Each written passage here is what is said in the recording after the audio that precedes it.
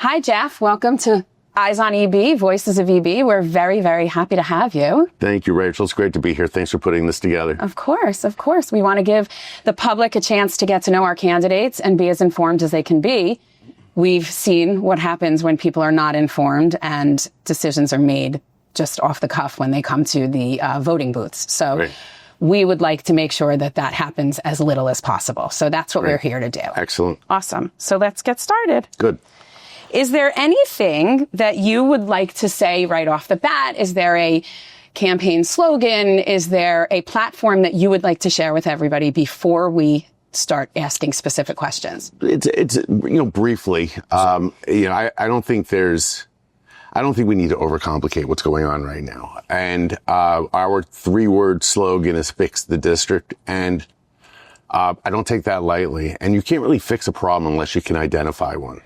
And that's where my campaign and working with Neil begins, is that I've had a unique perspective based on my history in the township to see I have the problems. I got it. And a lot of candidates are going to list out problems, but we've kind of gone the next step. We actually have solutions that we'd like to propose in working in collaboration with the new superintendent and the rest of the board.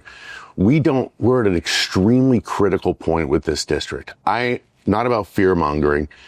If you just look at the statistics, we're not doing great as a district. We're not the East Brunswick we once were. We can wave our blue ribbon flags, but they really don't apply much anymore to what's currently happening. Our test scores are down. Our literacy scores are down. Our math scores are down. These are real problems.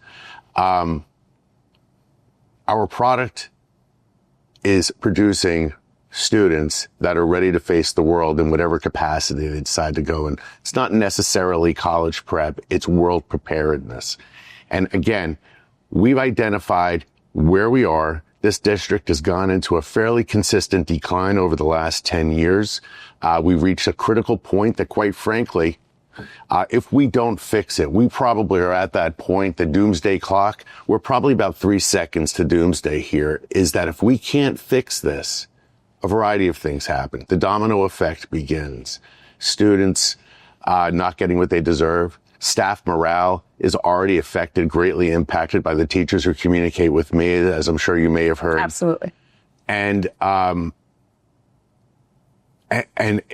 value in which we all pay as stakeholders, as taxpayers. Are we getting what we pay for? We proudly, you and I have a long history in East Brunswick. We proudly live here. Mm-hmm. And quite frankly, written the checks out for taxation, but you want something back. I don't need a $400 steak that I can get for $20. And that's where we are. So if we don't identify the problem, I feel we're down to 24 months. If we can't begin to fix this, we will now be faced with property value declines. We have overbuilding going on in this town, primarily concentrated in the Lawrenceburg area. We haven't addressed that. There's a lot of there's a big difference between politics and policy. And we have a lot of politicking going on. The mayor saying it's not going to be an issue with all these new units coming in. Are you sure? Because what if it is? Do we have a plan in place? What happens if?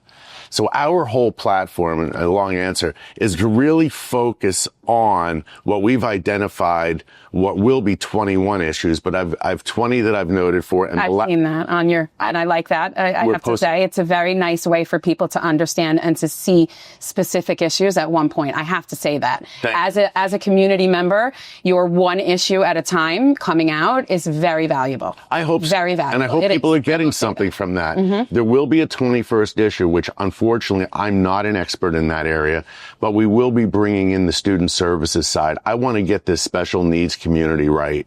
And there's a variety of things I look at. I look at a lot of things from a numbers perspective, and we could talk about that if it comes up a little bit. But I need to get this right. So I'm working with some of the community leaders right now in that space so they can educate me, which is a very much a part of one of our points, is that we firmly realize the 9 board members, we're going to need expertise help. We're going to have to reach inside the community and get subject matter experts to advise us. I'm a finance guy. Nobody can expect me. Well, they should expect me, and I will get there, but I want to make sure I'm getting the right information. When it comes to literacy and curriculum, finance, I want to provide the best information. And if we aren't the experts in the room, we need to find the experts in our community and bring them in to make us better decision makers, which is the role of the board. Great. Thank you. Thank you for that. So now that we've heard your platform, I would love to address the elephant in the room, which is definitely going to come up. Yeah. Some say you resigned, some say you quit, whichever side of the narrative the person, whoever is speaking, says, right? Mm-hmm. So how will you combat that polarizing topic to get past it and show that when you come on now, you can weed through those things that happens in the past and get to work? Sure. That's a great question. I don't care what word you use when it comes to quit or resigned. I and my colleague at the time quit at the same time, resigned at the same time, for the very simple reason we were ineffective.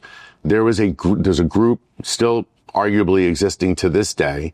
Decisions were being made without our knowledge, away from us, and we really had no impact. And when we did try to offer a narrative, through working through democracy and having debate and compromise, none of that existed. We were told to be quiet. We were told our opinions don't matter. So at that point, I was ineffective. So yes, I did resign from the board. But this is where I take exception kind of to the word quit. If I quit, you and so many in this community would not be aware of the work that I've done over the last 16 months since that day. Since then, I formed a group called East Brunswick Action, which originally was called Take Back EB Schools. We did run 4 candidates last year out of that group as a slate. 3 of them were placed on the board. I am in touch with so many people. I would say my pen pal list of teachers in this town is more than I knew while I went to the school. People are in contact with me. They're hopeful and they're thankful that I'm offering myself up yet again. I'll be the first to admit I can't think of a more unpleasant experience than what I went through under past board members and how the boards were positioned at that. It was unpleasant. It was frustrating. It's very, very hard to sit there while decisions are being made that you know are the wrong ones, being made for the wrong reasons, either based on ego, quid pro quo, favoritism, politics. I only have one. The only thing I want to help is students, staff, stakeholders of this community. So then my follow-up to that is, what is different now, right? So you've ran, or you've sort of had the platform over social media and over the last few years that it's a 2-year plan, right? You know that it wasn't going to be immediate and it was a rollout that was going to take longer. And part of your plan came out, right? So Victor Valesky has resigned and he is leaving as of February, right? But how are you have until February, say you are elected in November, and you have to work with him for what, like a month? You have to sit on a board meeting. You have to work with people who worked with him, who are, quite frankly, the holdouts of his. Yep. That's a great question. How are you going to combat that issue that you have and allow for the new superintendent to find their footing without being taken over by the animosity that's been created? Sure. The animosity that was created, a lot of that's changed. So you have a lot to unpack in that question. Okay. It's a great question. So let's take it in parts. 2-year plan, absolutely. Our mantra, and I still ride on, is change the board, change the culture, change the results. We did partially change the board last year. Where those board members are right now really doesn't matter, but it was a board change. And did it shift the culture entirely? It didn't. But this would be the year where that could happen. Whether I'm in that seat, whether the 2 other candidates are running for the 1 year, what we do know is the old version of the board is untenable. It didn't work. The results were poor. You have to look at Li Wuhang and Heather Guas, and you have to place them as being part of the problem. Nice people, this isn't personal. They were in control. Right. So explain that for people who may not have been around, right? So there are new people coming in. Explain why you feel as though they were part of the problem, but you aren't because you were there back then also. So explain that. Sure. Just elaborate. That's right. 99%, 98% of the things that come across for board members to vote on are no-brainers. I mean, they're simple little things that you're going to say yes to. There's like 2 or 3% of things that come up to vote that are critical issues. Contracts, right? Contracts, if there's a contract, renewing of a contract, changing a job description, adding holidays. There's a variety of things that really require a conversation. We have always stated that we're a consensus-seeking board, but their definition of consensus doesn't actually align with what democracy is. Consensus, I would define it in a board of 9 situation, is about an idea, about a debate, about a compromise, an agreement, and then implementation. What they did was different, and they were part of it. There was always, neither one of them ever dissented on one vote. Okay. All right? I have many. All right. Either I would abstain or I would simply say no. And things like certain curriculum coming up. And what I found interesting is like a candidate like Mr. Hong would argue in favor of the positions that I would be making, points I'd be making, and then he would vote the other way because consensus. Because that's what the board president wanted. And this is a tradition that went back long before. So what's going to change it now then? Because some of those people may still be on the board not enough of them. You're right. The result has to be change the board, change the culture, change the results. You have to change the board. If not me, if you're comfortable that one of the other 2-year candidates will change the culture, that's what we're going for here now. We have to break this mean girls philosophy that was beautifully built. If not me, that's fine. This is an offer to the community. I believe I can make an impact. If they don't believe that's right, don't vote for me. But make sure the person you vote for is going to do a couple of things. Is going to take care of the community, is going to take care of our staff, and is going to change the direction. Now, another part of what you said, Dr. Valesi's going to be around for a couple of months. If I get on in January, he's going to be there till February. I'm telling you right now that if elected, if I get on the board, I'll put it to the public. If you were manager of a baseball team and you had one of your baseball players struck out 99 out of 100 times, would you use that person to train the next batter that you bring onto the team? Absolutely not. Right. If I am able to successfully get on the board along with Neil, and I believe at that point we have a cultural shift, I will advocate very heavily that Victor Valesky be sent home that day. He can serve out his contract from his house. I don't want him training a Victor 2.0. So then who would train this new superintendent then? The board has one employee. The superintendent. And what's missing in the training, first of all, this person, hopefully, although it's being rushed, will come in with the qualifications necessary to lead a district like ours. But let's assume they do. And I'm going to hope for the best that the board does the right thing. Once, like any leader, and anybody who's ever been in a leadership role, training takes, first of all, they need to have the hard skill set on how to manage, whether they came from a principal environment or maybe a superintendent. I don't know the list. So then that's a question. So let me ask you, do you believe that the superintendent should be somebody who was boots on the ground in a classroom at some point or another? I think a superintendent must have knowledge of the entire system, as much experience as possible. No, I don't expect him to be the guy who sweeps the hallways and cleans the classroom at night, but I expect him to know that job. I expect him to know about teaching to the point where I think it's vital that they have classroom hours. Both of my parents were educators. My father opened East Brunswick High School in 1957. He was the original staff.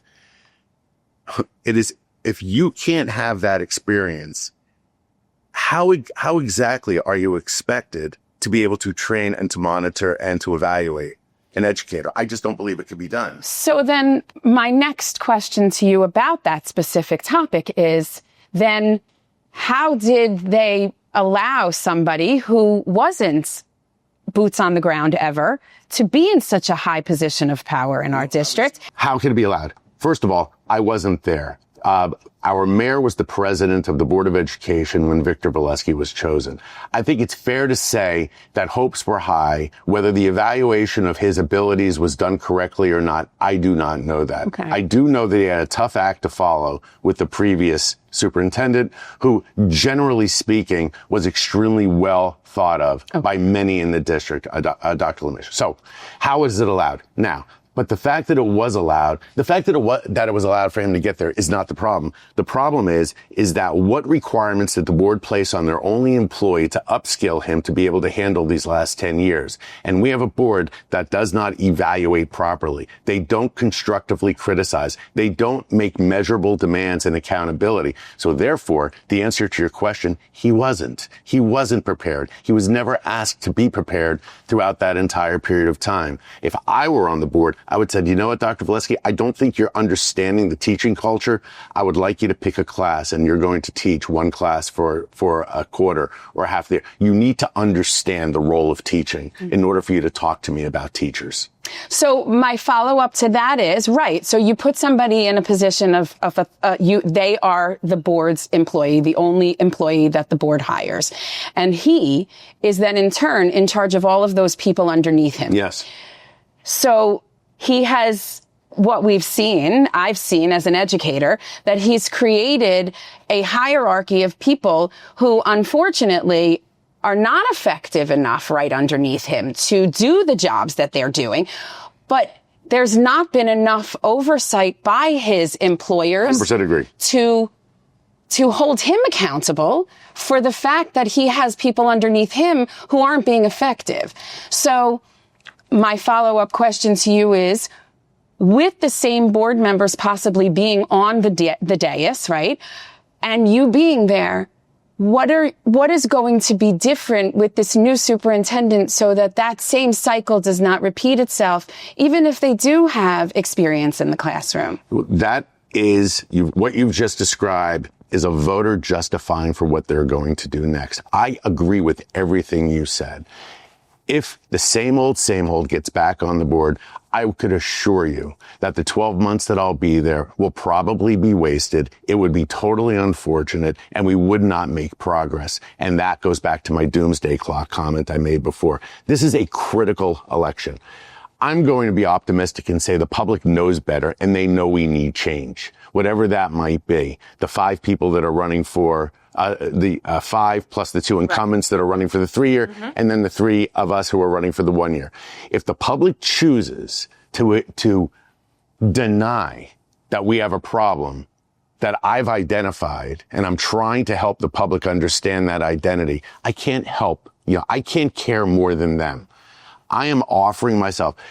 People say to me, to your point, you're doing this for some ego-driven or some political move. Are you kidding me? I mean, so why? So tell me. So then you don't have kids in the district. Property anymore, value. Right? Mine is property value, teacher morale, property value, teacher morale, quality of education in this town. Those are the 3 things. Those are your whys. But there's a lot of headwind in that. When you have a full denial that there's a potential capacity issue coming out of the township, the relationship between the township and the district is abhorrent.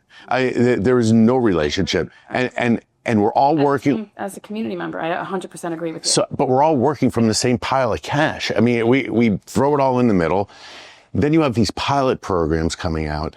I've asked the question 1,000 times. I'm going to assume the answer because I can't get it. There has been no money that has come from pilot money that has gone to the school district. Right. I will assume that to be true out of the absence of an answer. Explain to people, because I'm the first to admit, I know what I know what I don't know. So I only recently learned what pilot money. I posted something about it so I could apply the definition so people become educated. So just explain, it stands for something. It's an acronym for what? Payment in lieu of taxes. Okay. So that refers to who? It's an agreement between the developer and the township on how they will be treated from a taxation standpoint. It's typically reserved for commercial property, warehouses, things like that. The apartment buildings would be considered that or no? No, it's residential. Okay. So now we're bringing, because nobody lives in a warehouse, but now this mayor has offered piloting in high density housing that's going to produce children, pick a number, a quarter child per unit, a tenth of a child per unit, none of whom will necessarily be paying into the role to educate them. That's a problem. All right. So they may or they may not, but this is really where it becomes the absence of information and transparency. I am sure the mayor is going to respond to this comment. He's going to say something like, we had no choice, or it was the rules of that we had to put it. It's fine. It's fine. But you gave away the town. And now the burden of this is going to be for the next 20 to 30 years on the next generation of this town. You gave it away.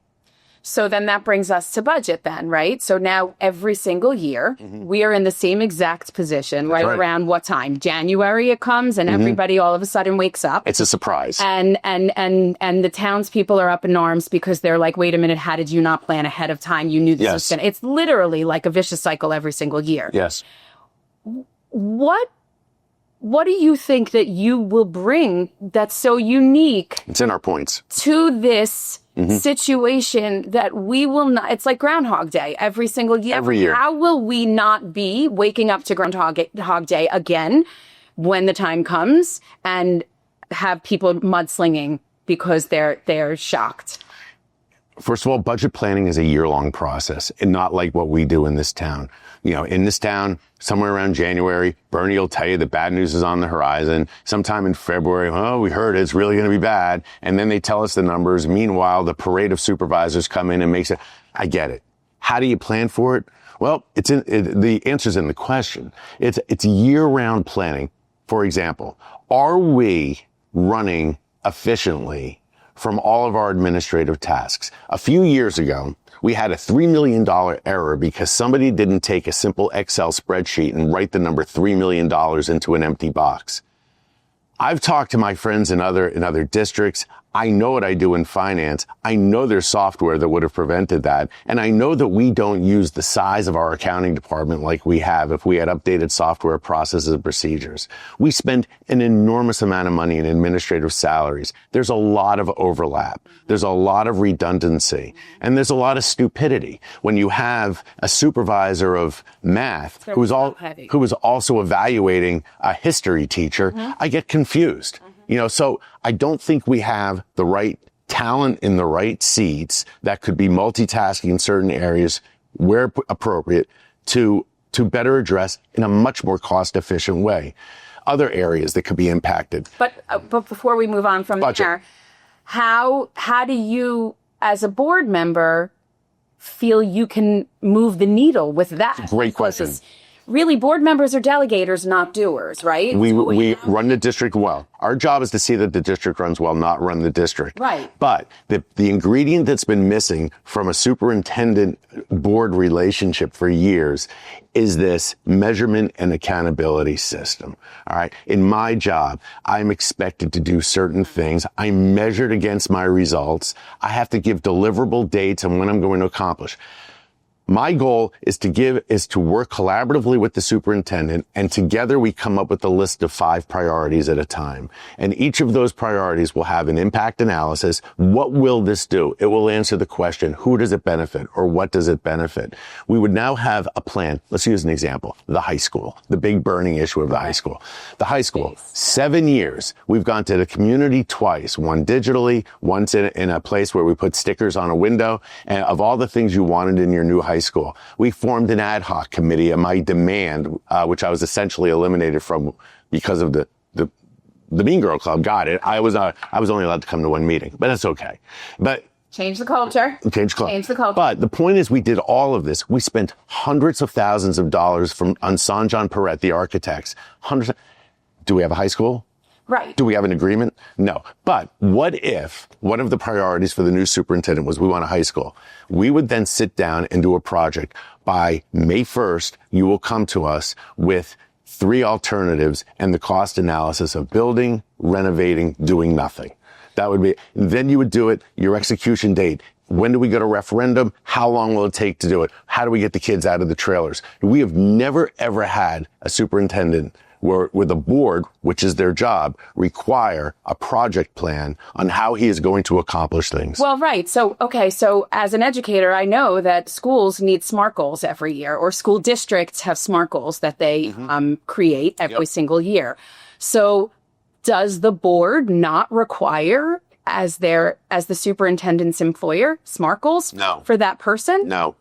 So then I know that I've heard many, many times around social media at many board meetings, then how does the superintendent get evaluated? Then tell everybody. I'll tell them right now. How do they This is how it happened. evaluate him? The instructions on when I was there for the... Or her, whoever it is. I'm Right. sorry. Well, yeah, his or her. For the superintendent, the instruction I was given in the 4.5 years that I was on the board was, when you put in your evaluation notes, don't write anything negative. We'll talk about it as a sidebar, but we won't put it in writing and submit it to the county. The last 3 pages of goal setting and recommendations were always left blank. It wasn't done. Always. Did anybody ever do it? No. And I questioned it prior. It had existed prior to my joining the board, that there were goal settings that were done. Okay. When I was there, nothing negative, no goals. Nothing negative, no goals. So how do you measure success? But now I have to go back. How does the state allow that, though? How does the state allow paperwork to be submitted? Because all of that paperwork goes to the state. I know my PDP, There was a rule change. professional development plan, goes to the state. There was a rule change at some point that didn't require it. It became an optional thing to add, and former president jumped on it. Sunsetted. It was a sunsetted, probably. That's probably what But they jumped on the opportunity to not... Look, the board has one employee, okay? They have to perform at a high level in this town right now in order to accomplish things. It is not the board's job to run the district, but it is to say to a superintendent, redistricting, give us your plan. New high school, give us your plan. A real plan. And then every board meeting, the president or the superintendent during his superintendent report will report on his priorities. Where do we stand? This is where we're at. Well, we need to change this date. This is not ready. This is how you hold accountable positions. We pay that role, his or her superintendent, an enormous amount of money. I have zero problem with the superintendent's salary as long as the output is equal to the need.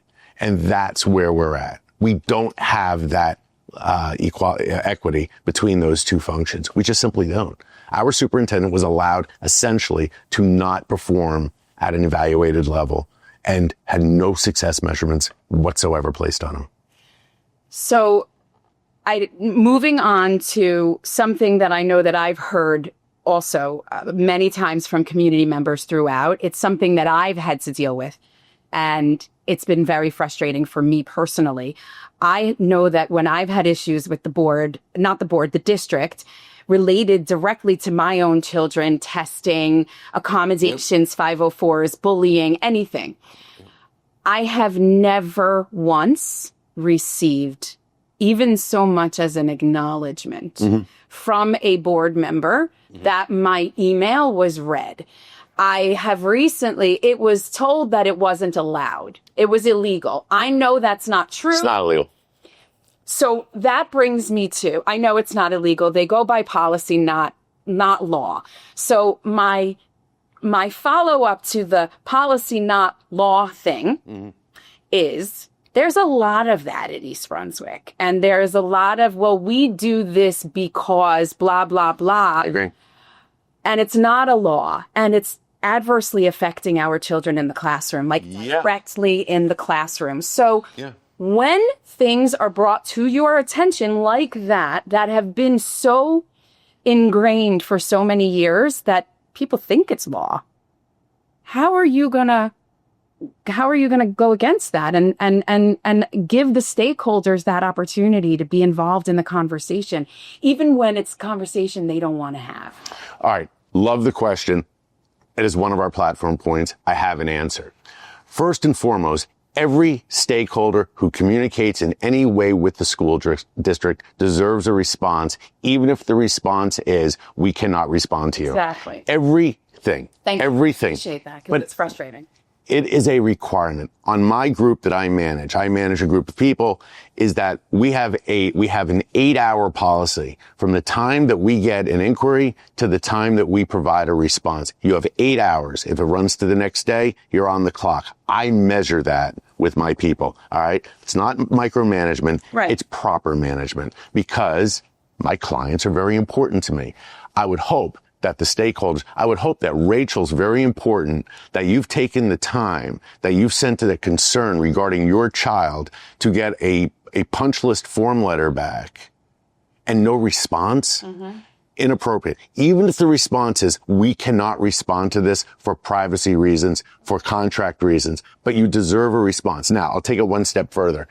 If I'm able to get on the board, I will work collaboratively with every board member to, on the district website, any question asked in public will be answered in public on the district site.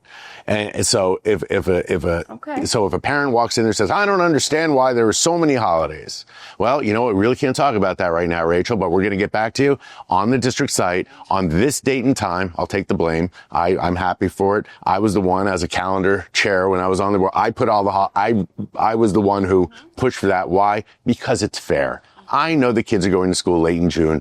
I get it. I'm sorry. But you know what? Other groups and cultural groups in this town are very thankful that they can have their days, as well as everybody else. So I'm good with that. But that would be answered publicly.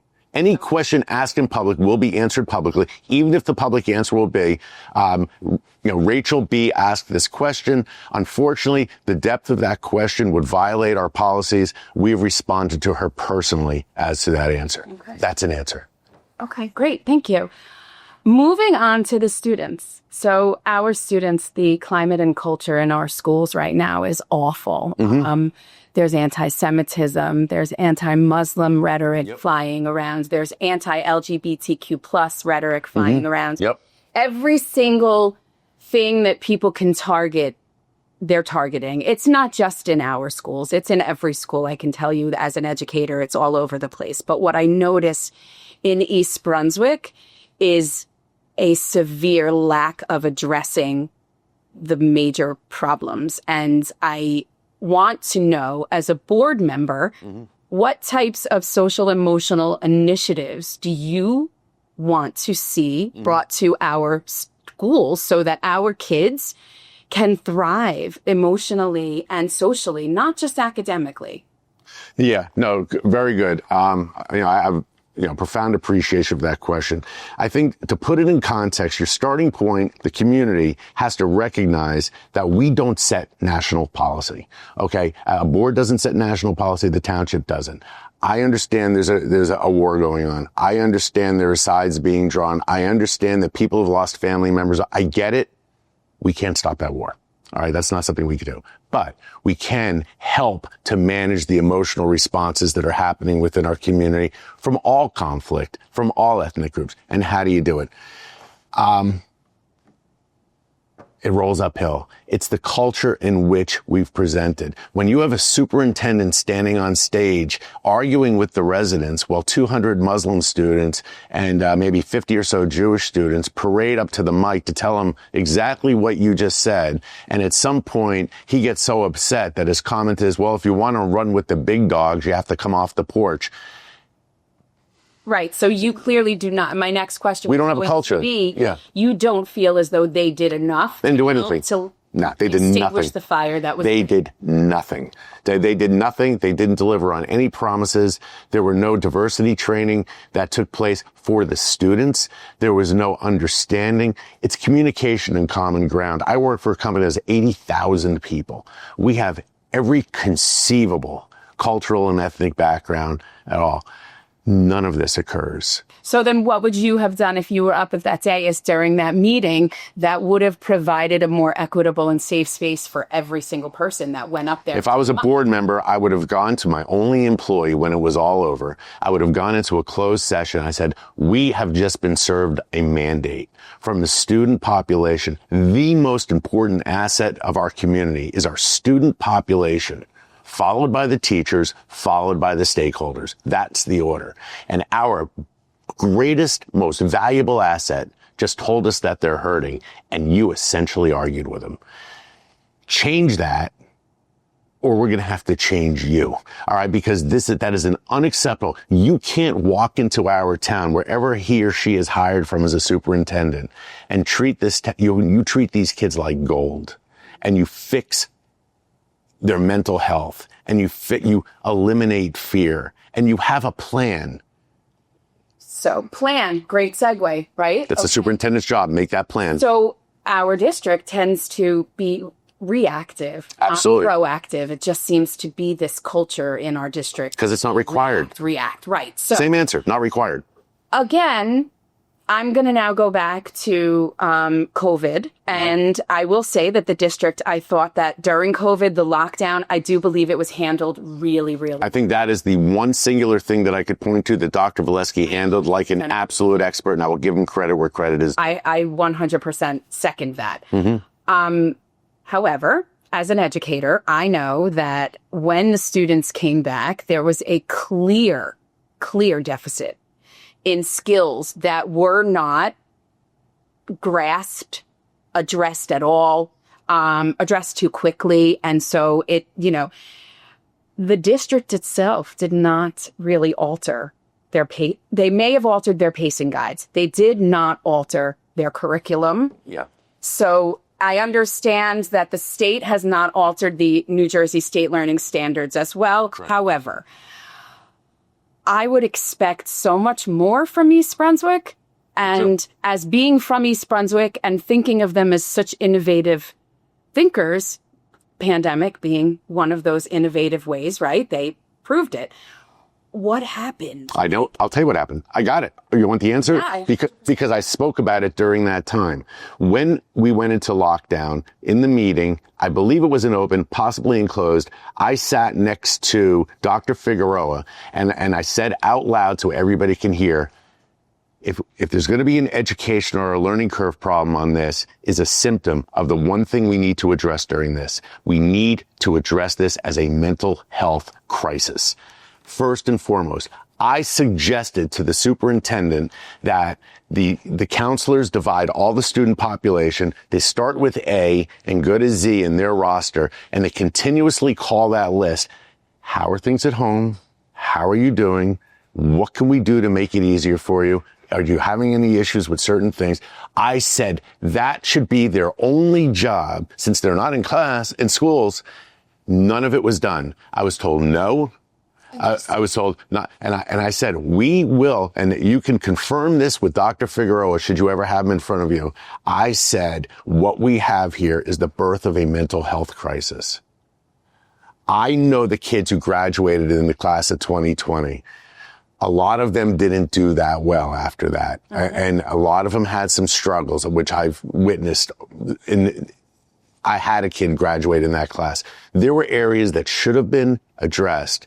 Instead of running a victory lap because we got laptops in every kid's hand in 72 hours, we should have immediately gone into mental health crisis mode. And that's what we're living with today.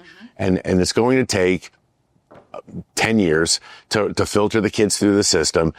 So in your 1-year term, we have to go back to basics.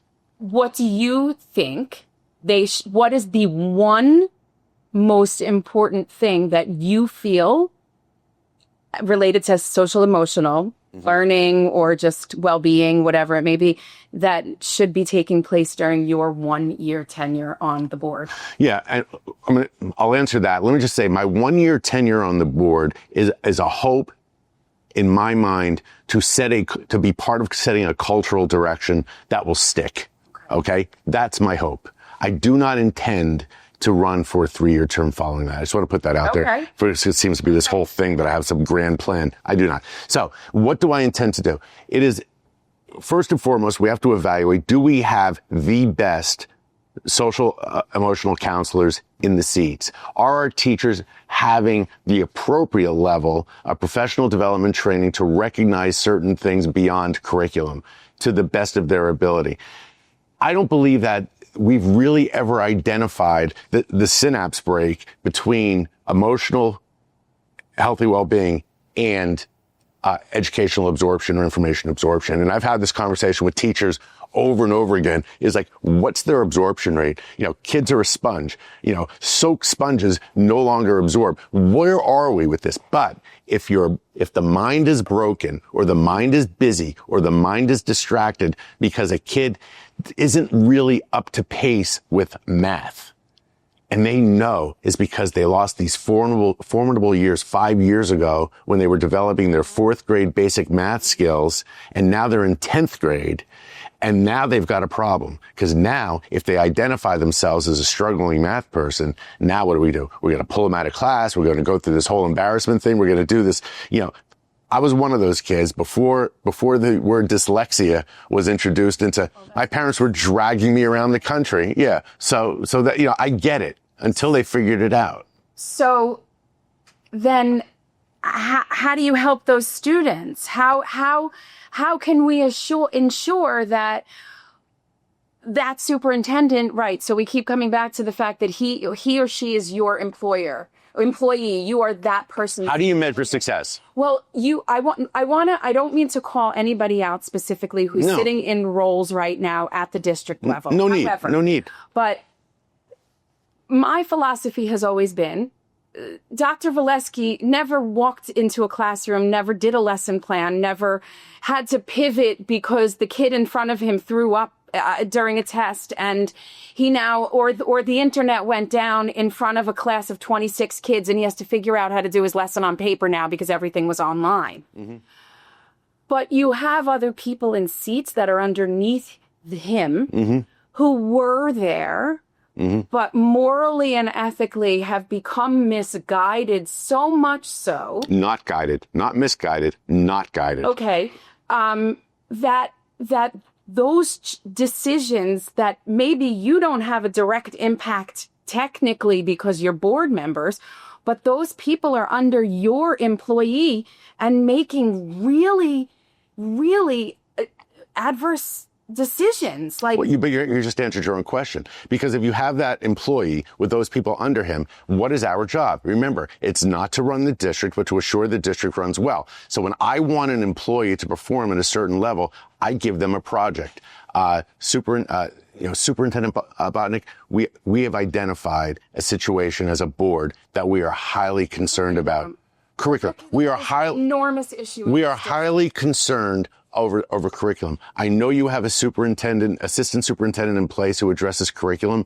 I would like you to evaluate what she is doing and provide to us a report and tell us either why we're right, why we're wrong, and what you're going to do to change the trajectory if it's one of the latter two. And come up with a plan. We pay for that. That is the superintendent's job. I will not design curriculum. You know why? Because I'm a financial planner. That's not what I do. I won't even design a budget, even though I have the financial background, but I will ask. See, it's question the big questions. And our board is afraid to ask the big questions. Well, didn't that show itself at the last board meeting when Dr. Boley couldn't answer direct questions? And the superintendent sort of mansplained her, if I'm being honest. Well, he contradicted. She said no, and he said, no, that you meant yes. I was right, and it was a very bad look, and it was a very unprepared look for the district. And it's happened before. And that's it with those same players. It sort of also makes people turn around and say, who's in charge of who here? Nobody's in charge of anything. That's the problem. We have a bunch of chefs in the kitchen, but nobody really knows what station they're supposed to be working at, is the way I look at it. And since there's no requirement, Rachel, there's got to be a requirement. If I get on the board, if we have a group of people who have the same philosophy, the superintendent's role is going to be very different, which concerns me a little bit on that they're rushing this process to find a superintendent. They got to get one in seat by December. Why, or end of December? Why, I don't know. But so Victor can train them. But I don't want Victor training them. That's the whole point. We're trying to move away from Victor. But they don't recognize. Remember, President-elect said, she was president, all good things in this district are a result of Victor Valesky. All right? Remember that quote? I heard that. Vice President Guas nodded. Well, if that's your jumping off point, what exactly do you expect to come from the... We need to get into a culture where we look to our employee and say, You can cash your check every other week. We need you to perform at these metrics, with these measurements, with these expectations. We're going to quantify it, we're going to discuss it, and it's going to be part of your evaluation. And we'll use all of this data if I were on the board choosing the superintendent, I would give them no more than a 2-year contract, because I think Superintendent's contract. For the initial contract, 2 years with a 5-year option. But you won't be in place. Nope. And that is, and every piece of that reeks of a problem. There is no reason why we're rushing into this. Now, that being said, if they identify somebody who is excellent, here's my expectation. The public was very, very loud. They want someone with classroom experience. They want somebody who has had a leadership role equivalent in, my feeling was, a moderate district that's been turned around. I would like somebody who came up with a scalable idea and a moderate district and now they could do that, but they could do it like this with East Brunswick, a scalable process of district improvement. That's what I'd be looking for. Okay. But they're not.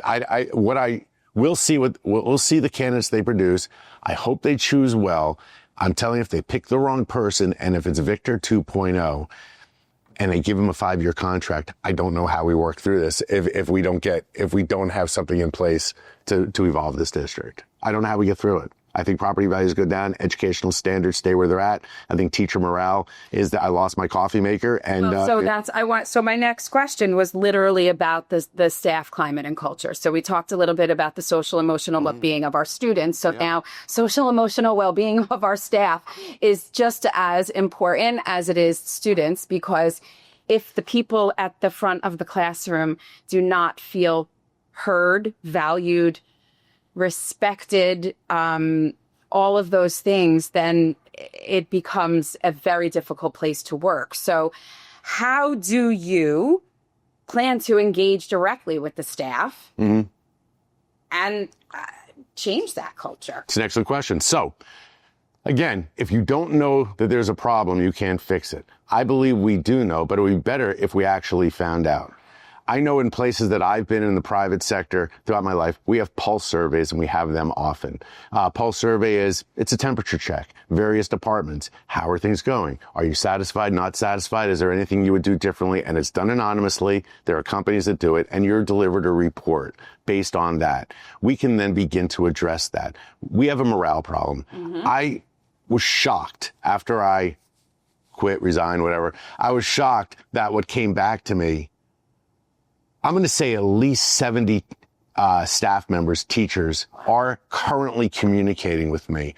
Several about this climate and culture. About many things, climate and culture included. I have several who are telling me that this is such a big chance. They are trusting that I'm not going to say anything to anybody, but they are representing a bunch of people, and they drew the short straw, as I've told. I'm not saying morale is bad for everybody. I don't make generalizations. I do know that the sampling of people that work in our district that have come to me are extremely unhappy. Tenure, different reasons? For different reasons, but a lot of it's morale based. I know that I've gotten 2 comments in the last 6 months that ring true, that they said when they get an email that's from either Victor Valesky, their department head, or Nicole Tibbetts, Human Resources, correct?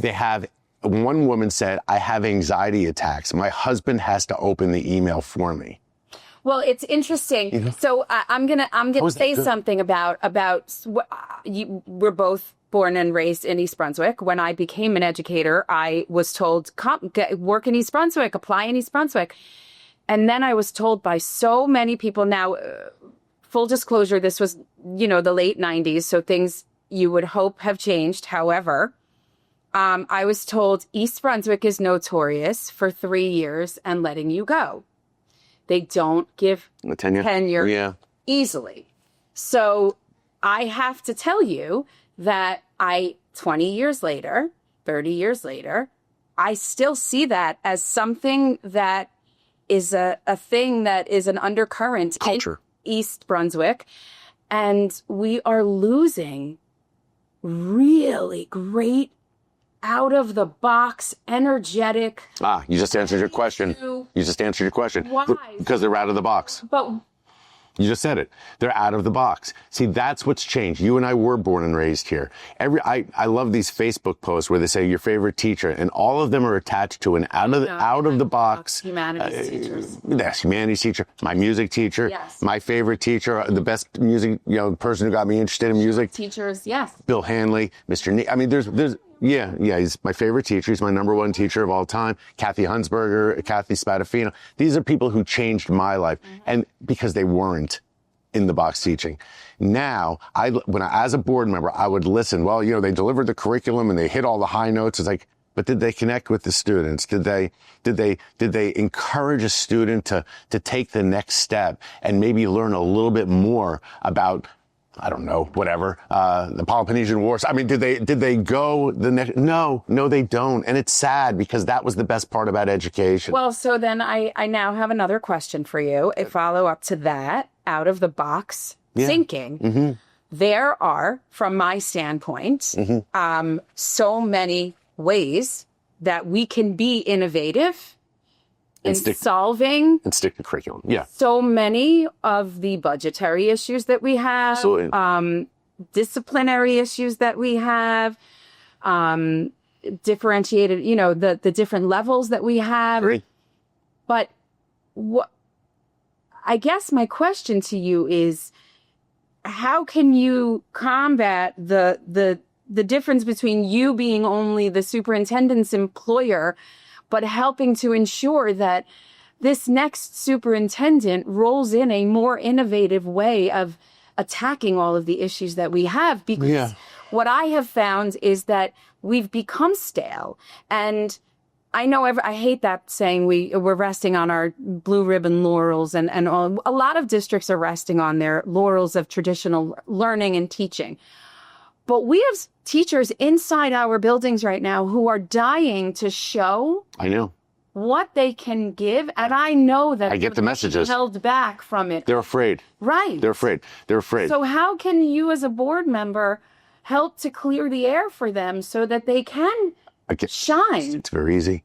Accountability, measurements, expectations. Once you put those into the superintendent's toolbox, Superintendent Vodnik, you are going to be evaluated, you're going to be measured, and we have expectations. And here's an area that I would like you to come back and I want you to evaluate. Do we have a fear of out-of-the-box teaching in the district? I need you to pull your supervisors together, get in your car, go visit a random set of teachers, figure out if they're going to open up to, and let them know they're in a safe space. We have to create an environment where teachers can, without fear, bring these concerns. As you being an educator, I do know for a fact that if teachers have stood up at a board meeting and said something, and they spent the next 6 weeks with a supervisor evaluating them in the classroom. I'm sure. It happens all the time. I'm sure. That I'm not surprised. ends. All right. It has to be a safe space. What you're talking about are districts that are innovative and evolving, who actually value the opinions of their staff to do things. There are so many things from a budgetary, how we have not teamed up with local districts to do, much more shared service, mass buying of products that we all use. How we have not negotiated a food service contract that South River, South Brunswick, Monroe, and East Brunswick use. How have we not leveraged all of that to lower our costs? How are we not thinking that way? I know I mentioned this online. Somebody said, it's the first step to, all of a sudden, creating a regional. No, it's not. It's not it's a first step to creating a situation where you're spending less on operational costs, so you don't have to walk 30 teachers out the door the next time the budget comes up short. So then that's a great innovative way to solve a problem that we are facing in our district. This could go forward. But how will you combat the naysayers on the board with you? We won't have that. It's a cultural shift. It won't happen. Get Neil and I on there. We are convinced now that we will have the appropriate amount of people who would be willing to voice these solutions, whereas hopefully the remaining will come along. I don't want an us and them. You asked me, that's there is such an us and them. There is a mentality. Lori, the President-elect told us. She told me this is us and them. She goes, it's you three against us six, is what she would say to me when three of us. And I thought to myself, oh my God, you just eliminated 47,000 people from the conversation. It's not that. I am not walking on. He does not feel heard by the Board of Education. And I could tell you from my candidacy, I am not looking to settle a score. I am looking to fix. I'm very glad that you said I'm looking to fix the district. I believe we have the people in place to make a cultural difference, whereas now conversation creates results. That's it. I have 1 year to try to work on that. I am hoping that everybody takes a collective breath and realizes that we have a problem. We have a problem. It's a real problem. I love this town. I've been here almost my entire 63-year existence in East Brunswick. Nobody ever moved to this town to be closer to Route 18.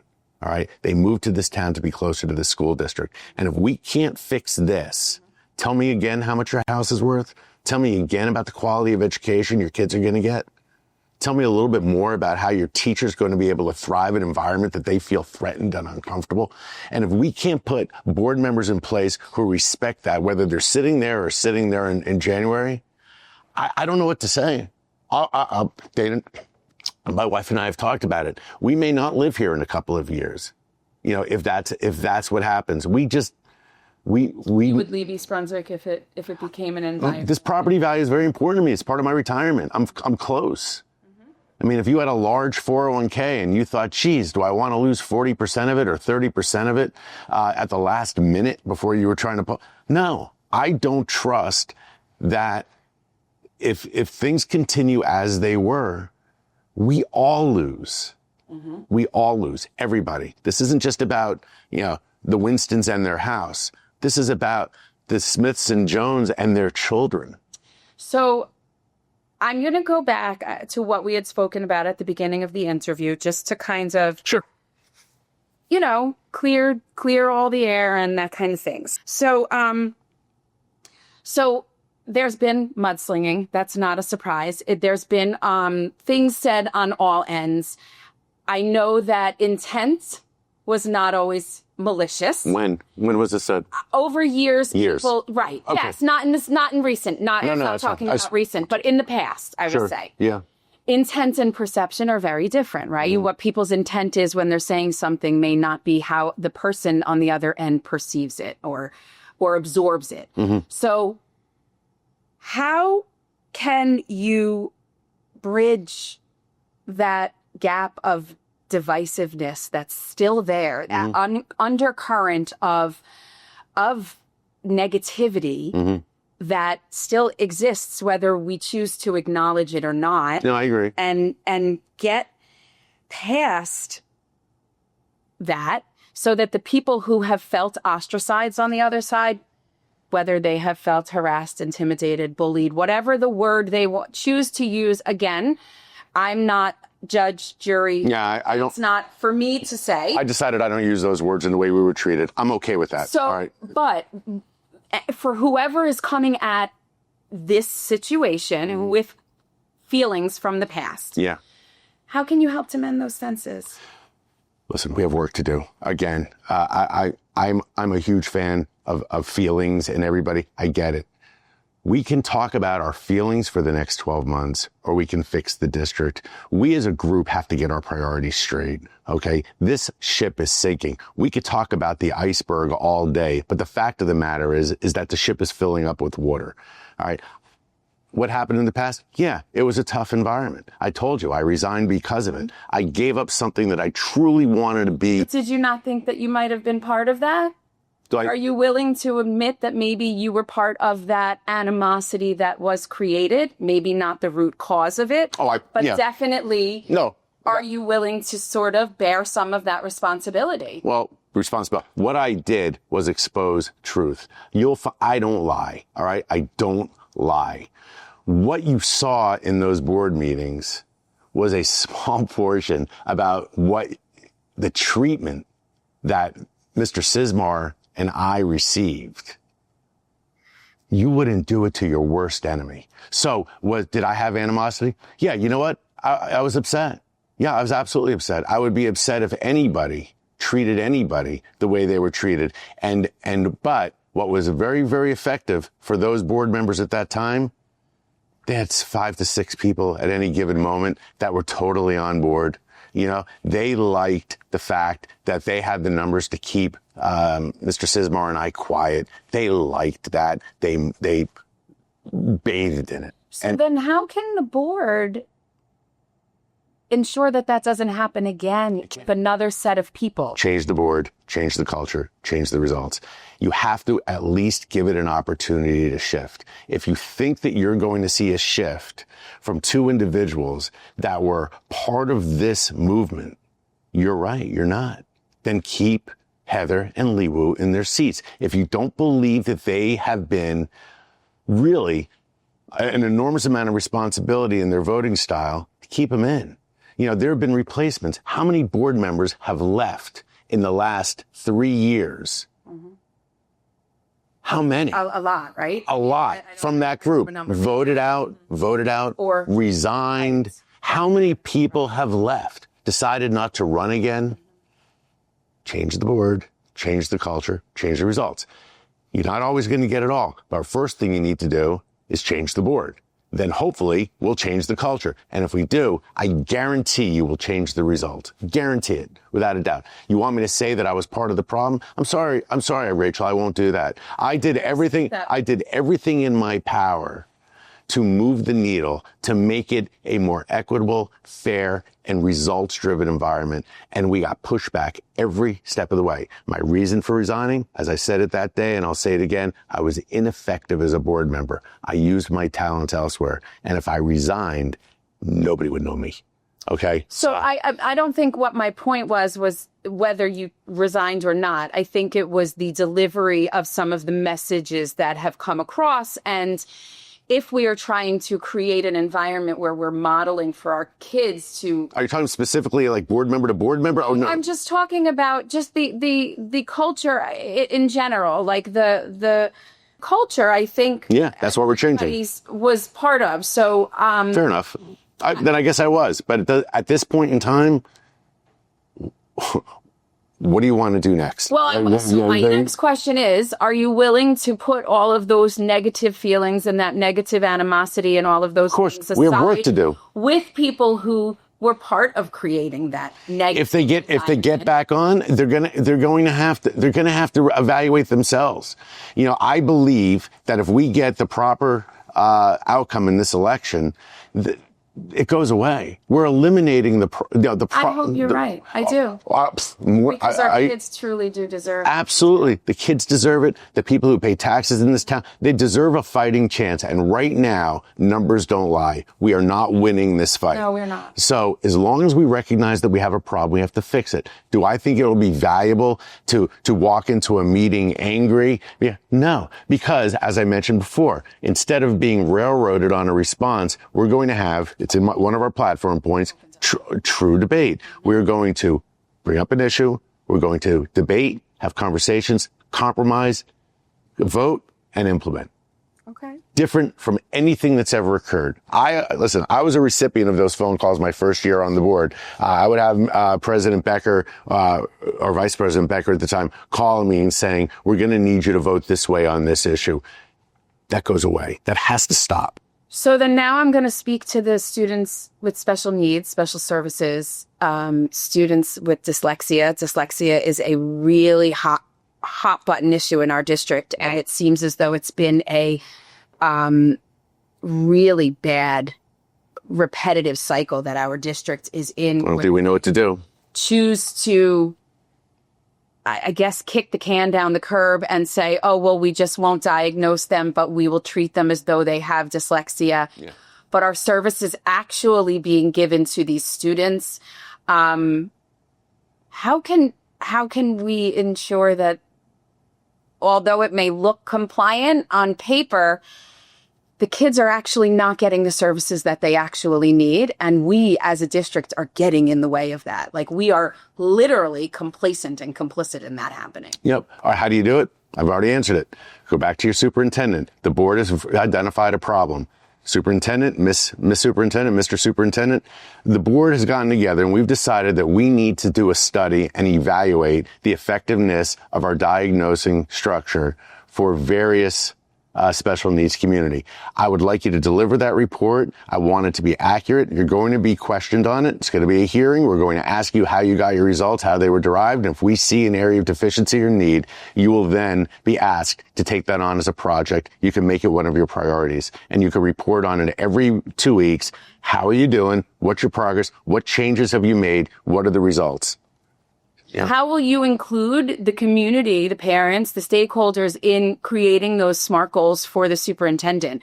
Will you do surveys? Will you, like things like this, will you kind of gather data based on feedback, a lot of feedback on dyslexia, a lot of feedback on, mental health issues?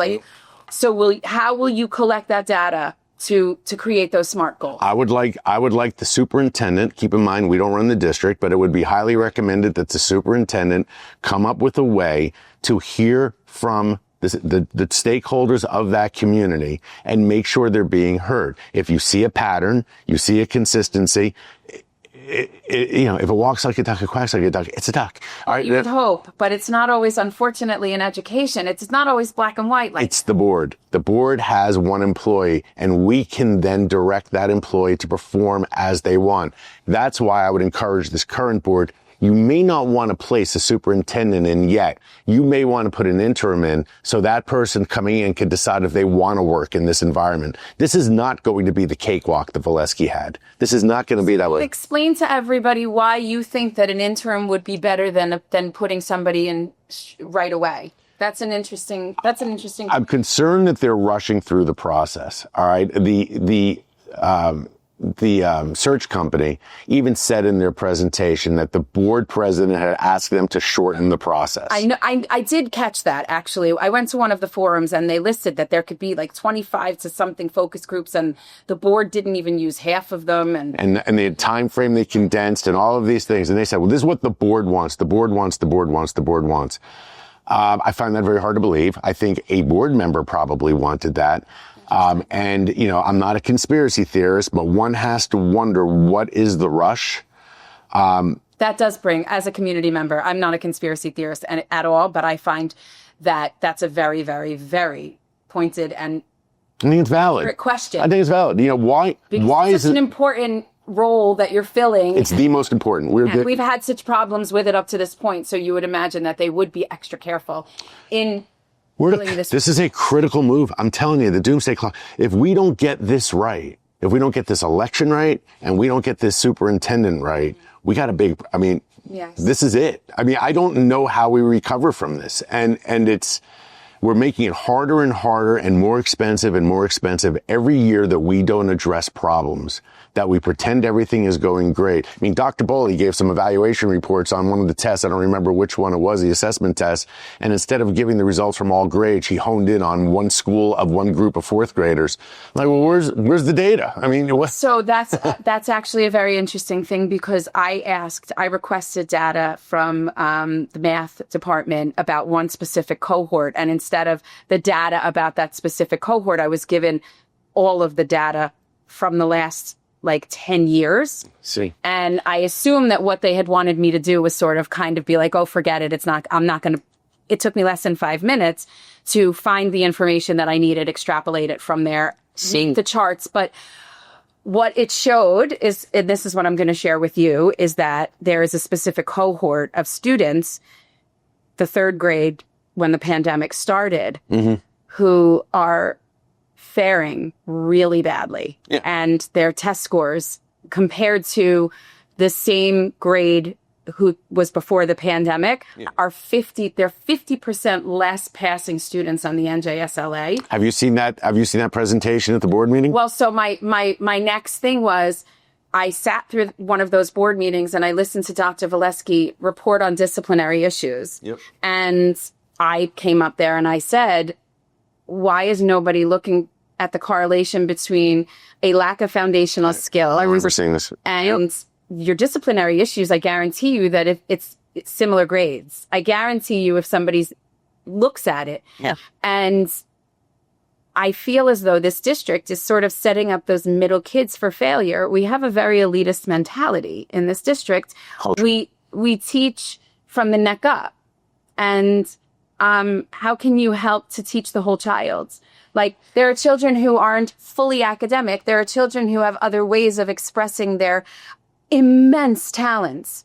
How, as a board member, can you help to create a culture where these kids aren't just measured by a test score, and that our arts stay where they are, so that these other children, like you said, all of the people that you mentioned were the out of the box thinkers and not the academic, not really academic classes, right? Yeah, we're more arts classes. So how can you ensure that those are going to stay? I had some good math teachers that kind of got my interest. I had some bad guys. See, I wasn't until I had the right teacher. But I'm going to answer your question in a way that you don't expect me to answer. Okay. I just listened to what you said, and I'm thinking how brilliant you are and what an asset you are, and you're not running for office, and you're just this great woman who's extremely professional as an educator, who knows from top to bottom. If you haven't been dragged into a committee yet, or if you have begged, you have, well, so that. Let me finish the thought. Right. If you haven't been dragged into a committee, if you haven't been put into a forum with 6 or 7 parents, like-minded parents or not like-minded parents, to be put into a group, if that hasn't happened with this board, it's one of two things is true. Either we have the smartest 9 people in the world, and you don't need to get outside assistance because they've got this down. I'm going to say that's probably not the case. Or we simply don't draw on our real. One of the things one of the things I do on my team is that I want to know what everybody's talents are. What do you do? One of my people is a chef. The other one's just incredible at sports. My direct person that works in my team is an Ironman triathlete. Why is that important to me?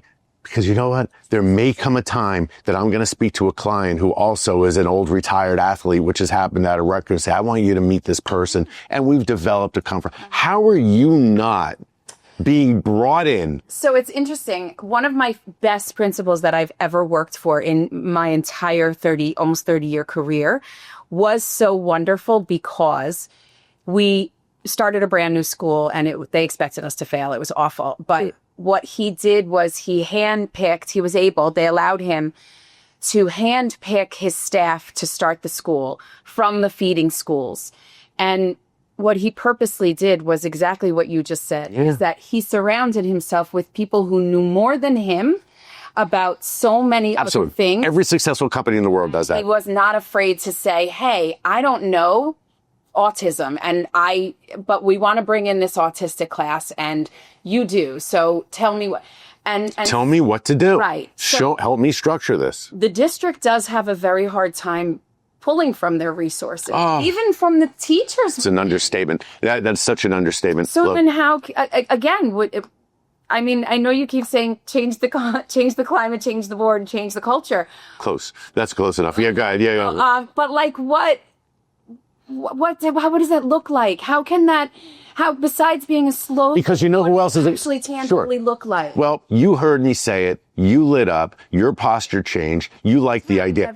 But listen, all right. No. However, this is where what I tried to do that you're calling clash is that I would bring topics like this up, which I intend to do again in public, so that the voters have a right to see the reaction of the people that they've chosen to be their voice. So if I were to bring this up and 6 people were to say no, I hope you would be back at that podium the following meeting and say, how the heck did you think Mr. Winston's idea was a bad idea? That you voted it, not only didn't vote it, you voted it down. If you, the voter, see, I'm saying hold the superintendent accountable. The voters need to hold me accountable. I'll have to hold this board accountable. Right. And if you don't want to take on that role, and I'm going to go back to it. I've said it before. My grandmother's told me, when you're faced with a situation, Grandma Tilly, faced with a situation, you could choose to do something or you could choose to do nothing. If you choose to do nothing, you give up your right to complain about it. So when these board meetings do come to pass and you hear something where you're scratching your head thinking, how could that possibly have just gotten passed? How did that? And if you say nothing, here's your chance. November's going to come around. Go to the voting. We're on column number 7. Column number 7. We're all the way down at the end. Neil, hey, vote for those 2. That's change the board. Change the board. Anna Braun, amazing asset to the board. She's in the number 1 position, 1 in 7. I am suspecting that we'll probably align with one other incumbent, but I'm still waiting to have a conversation with that individual so I can have a comfort level.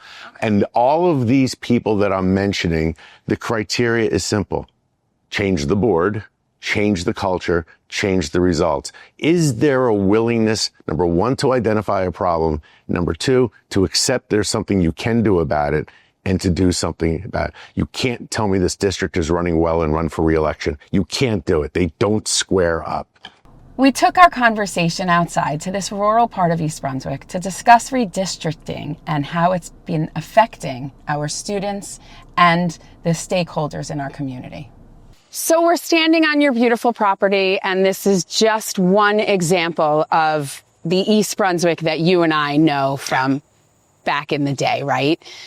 This is shrinking in our town, which is affecting our schools, the populations in our schools, the amount of students in our schools, the transportation to and from our schools.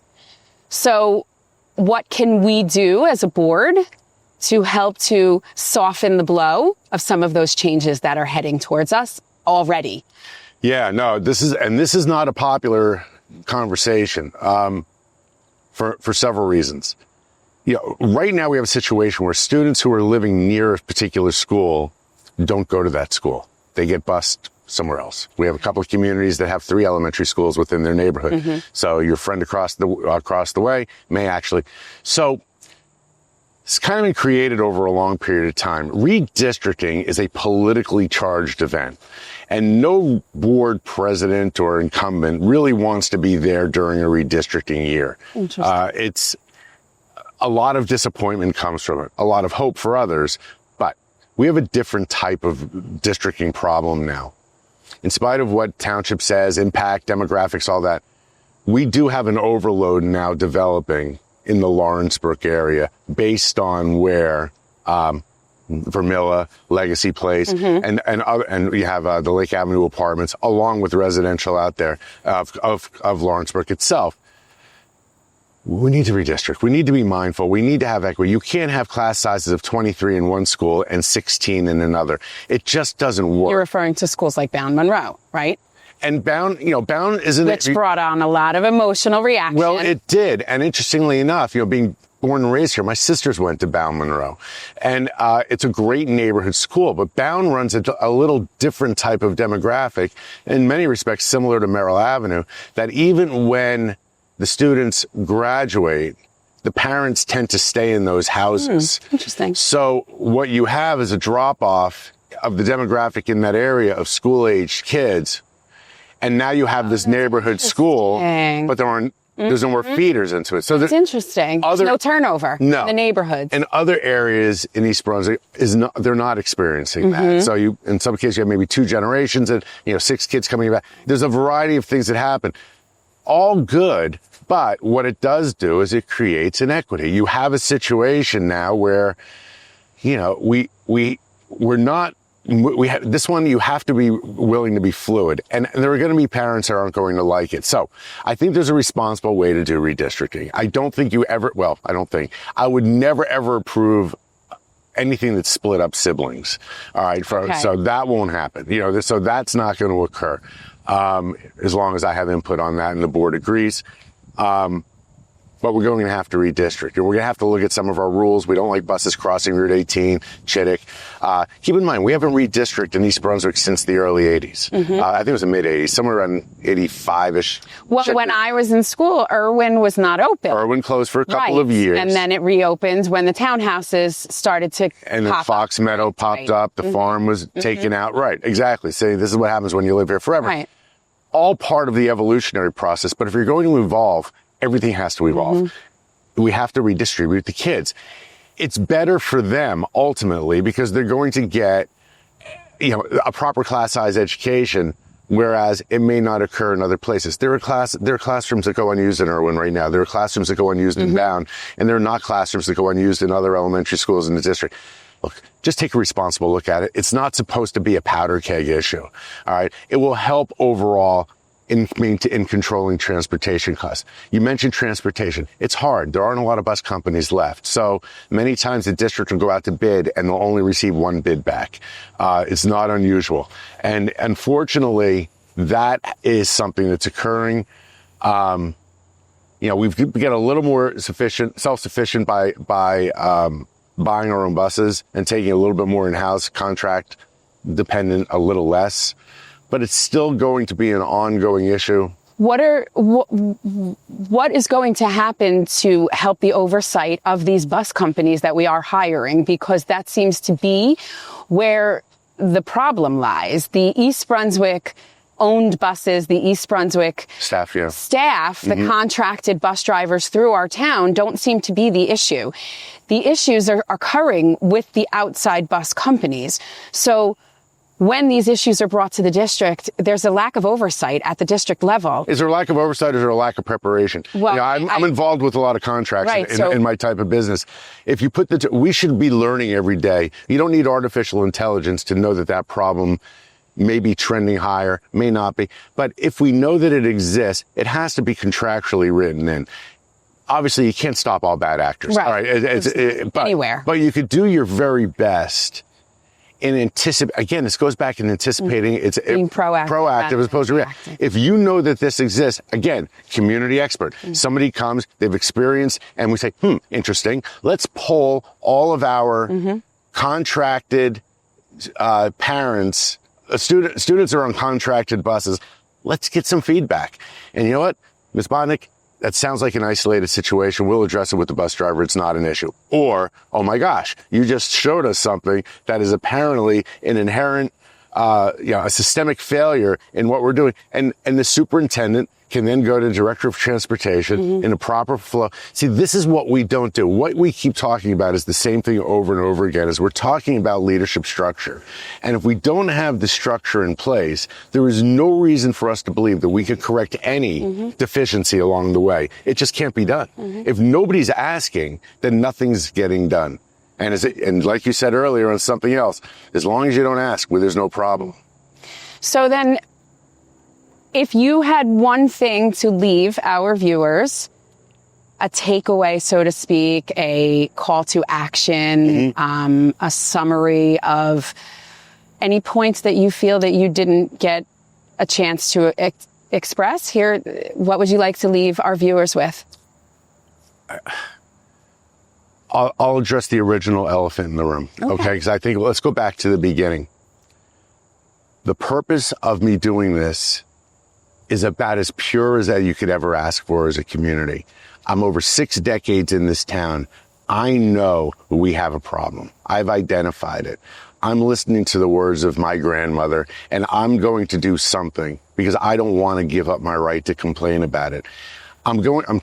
Making my best effort. I am offering this a year to this community. I have a very different insight into this, having served on this board less than 19 months ago. That's something nobody else has. I've been helping Neil Shaw understand what I understand. I've been giving him the best of my knowledge of the issues that exist. It's up to the community. I've said it before. If I'm not your answer, that you're hung up, that I quit, or you don't like the way I was a participant in meetings, don't vote for me. What can I tell you? I can't change that. I can't want this more than you. I believe I can offer in 1 year a foundation for a cultural shift that will pay dividends for years and years to come. We have to stop normalizing dysfunction. And this board has done a great job for 10 years normalizing shortfalls and dysfunction. It's not supposed to be this way. It's supposed to be 9 people working together because they care about the students, they care about the staff, and they love our community. And that starts at the top and works its way through the entire system. If you can't feel that, I'm not your person. I'm telling you right now, you shouldn't vote for me because that's all I'm going to bring to this job for 1 year. Neil hopefully will pick up the 3-year, and the others will see that it doesn't have to be that way anymore. We actually can. Every year can be another step forward. It doesn't have to be backwards every single year. That's what I'm working on. That's the takeaway. I can do it, but you have to put me in that seat as a voter. That's it. You heard it. Thank you. Thank you, Rachel. I appreciate it. Good luck. Thank you. Very good. Thank you.